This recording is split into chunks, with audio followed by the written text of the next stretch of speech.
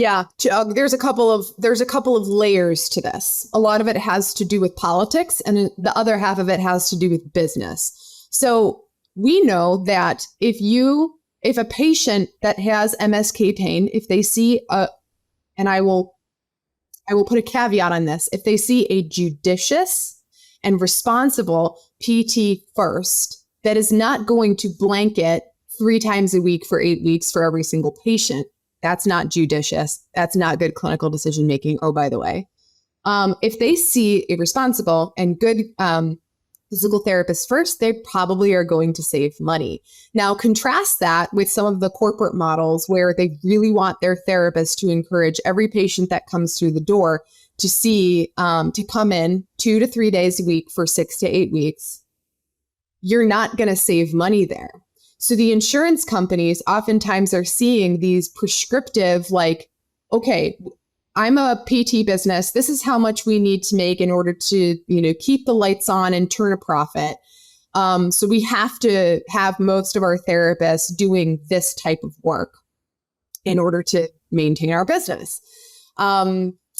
So yes, you will probably see good cost savings and cost reduction if you're practicing responsibly and judiciously. Unfortunately, that's not what happens a lot of the time.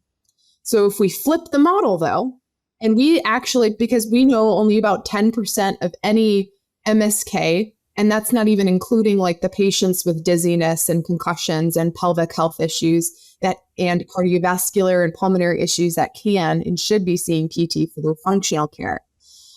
If only about 10% of all of these people ever even see a PT, imagine what we could do if we position ourselves in the primary care realm. We would not even be able to see patients 2 to 3 times a week for 6 to 8 weeks. We need to be more careful about the type of treatment that we are, or interventions that we're prescribing. And most patients don't need that. So the cost savings would be there as long as we're not focusing on like high visit frequency as the end all be all for our business models. Maybe we flip that, and instead of seeing all these treatment sessions, we open ourselves up to the ability to see more first-time consults and evaluations that are not continuous every patient that comes through the door.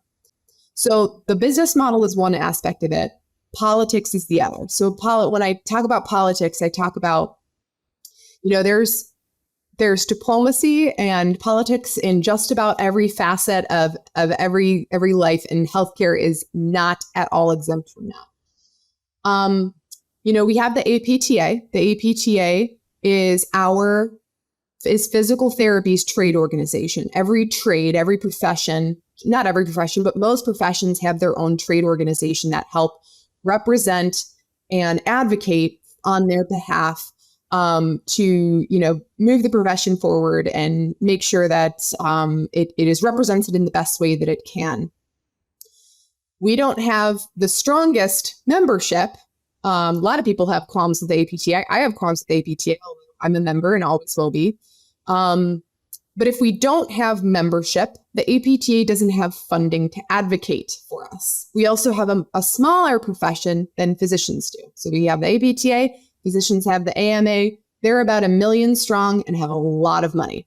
So that money, oftentimes for advocacy efforts, are you familiar with a PAC, Political Action Committee?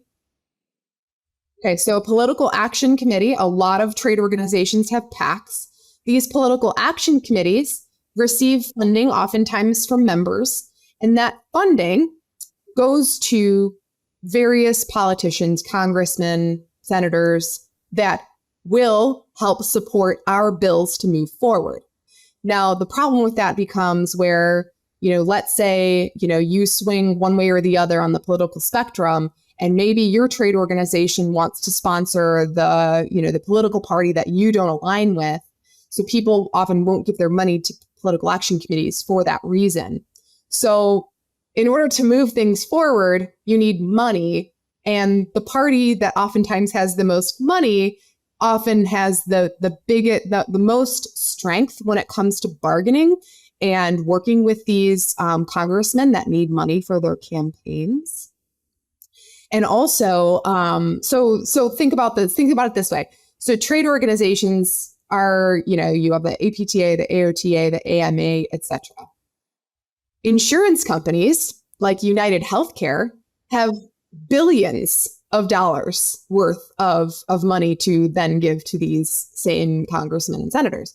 So when I talk about forward progress when it comes to advocacy, legislation, etc., it is not just about what is right for the general public and access to care in our communities. It oftentimes does come down to, unfortunately, the financial aspect